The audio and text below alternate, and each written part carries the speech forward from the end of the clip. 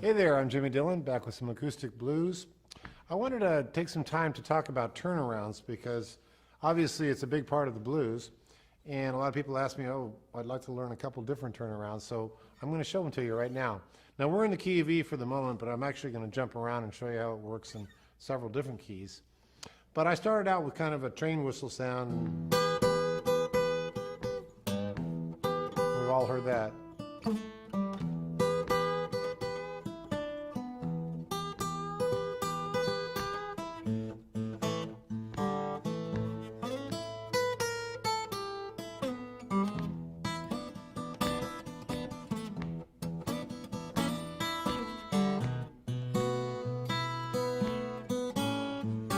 Now we're going to do the turnaround.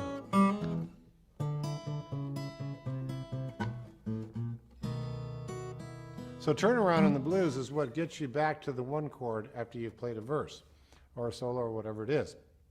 So obviously if we're coming down from the 5 chord, which is a B chord, B7, into an A,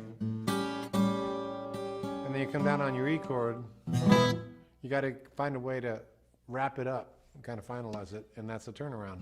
Now the first one I'm going to show you is you got your pinky down here. I choose to do it with my pinky. I find it to be easy. You're on the 5th fret of the B string, so you got an E note. And then I take my 3rd finger and I put it on the 5th fret of the A string.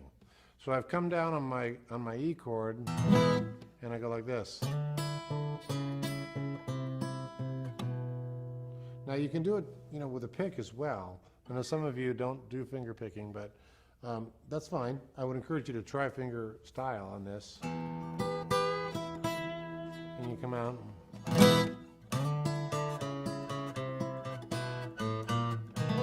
That's fine too. It works as well. But I prefer to do finger style, and I know we've covered that a little bit. So that's the first turnaround I'm going to show you.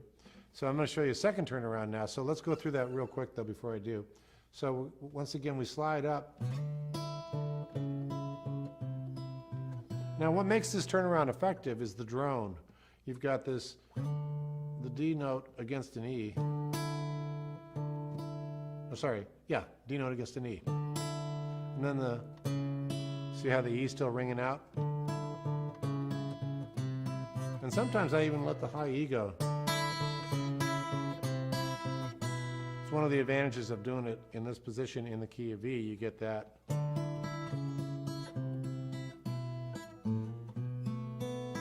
So there's that turnaround. Then I'm going to show you exactly the same turnaround up an octave. Okay, and you'll know this when you hear it because you've heard it before. Robert Johnson and a lot of the great blues players. So you're coming down from your B to your A7.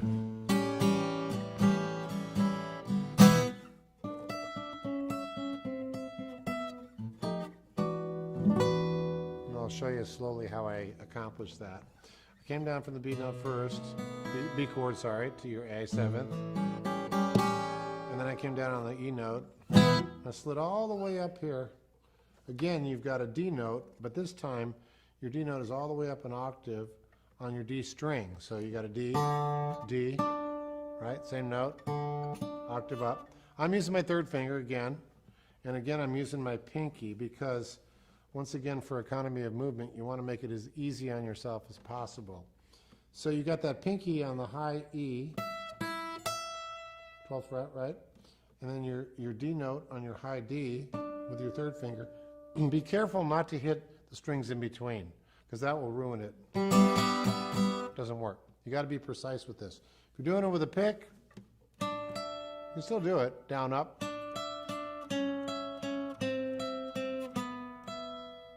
It's a cool sound, huh? If you're doing a fingerstyle, you can go. Sounds a little more down in it. And in this case, you can either go to your B, or if you're ending a song, you could go. And then go to an E9th. Go from an F9 to an E9. If you don't know that chord, you should. It's a blues chord. It goes like this. used a lot in the blues. It's an E9. Look it up! And here you go from an F to an E9. Now you'll notice in the blues you get a lot of half steps going on. It's like it kind of bends everything, right? And in this case, when you do a walk down,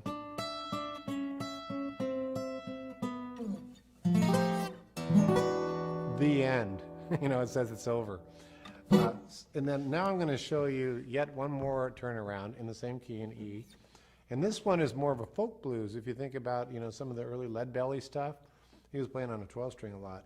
And this does work with the pick quite well. It works really well with the pick, actually, maybe even better.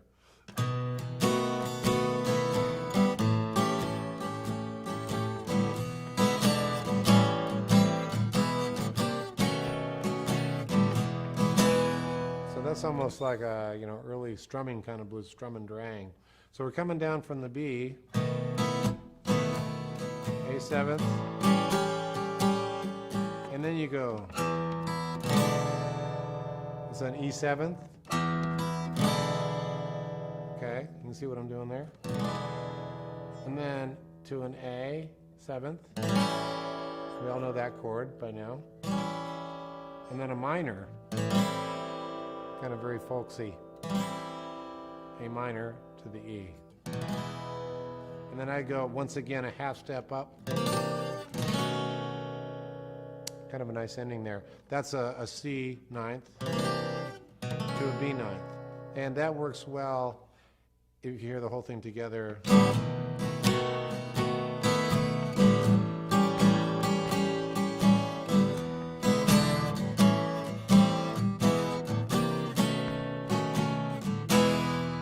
Okay? So I'm going to do, now I'm going to play a little blues passage, and I'm going to use all three of those turnarounds, okay? So check this out.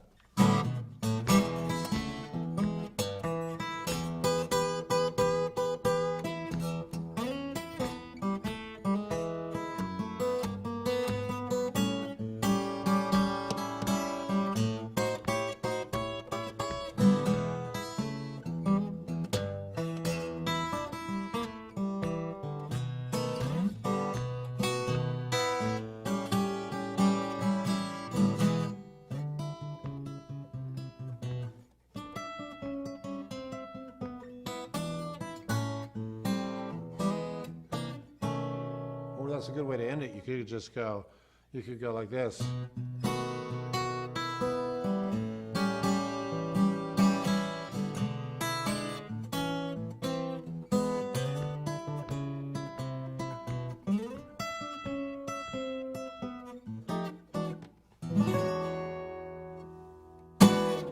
So those are a bunch of turnarounds you can use in different ways and different times.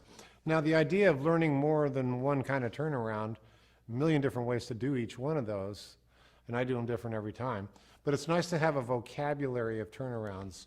In this case, we're working in the key of E. If I was in the key of G, just to give you an example of how you can use it in any key, let's say we're in G, we're doing a jump blues in G.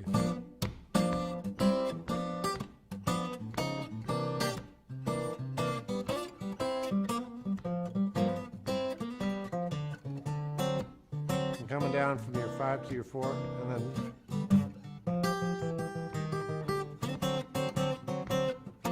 so you'll see I'm applying the same formula to the key of G, and instead of being here, all I'm doing is this.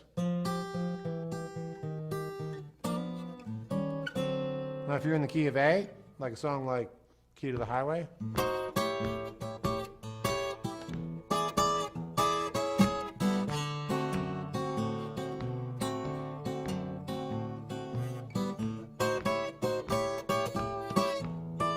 do the same thing.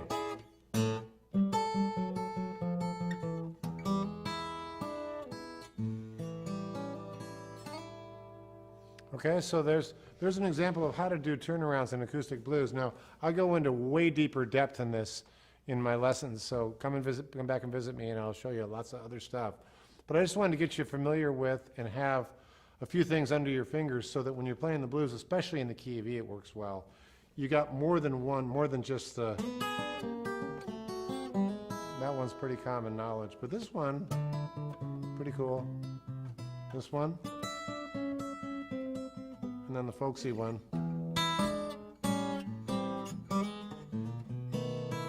So now I'm going to play a whole passage in the key of E, and this is a bonus moment here, and I'm going to throw in some fun, cool licks and tricks for you, special sauce, and see what happens. I don't even know what's going to happen.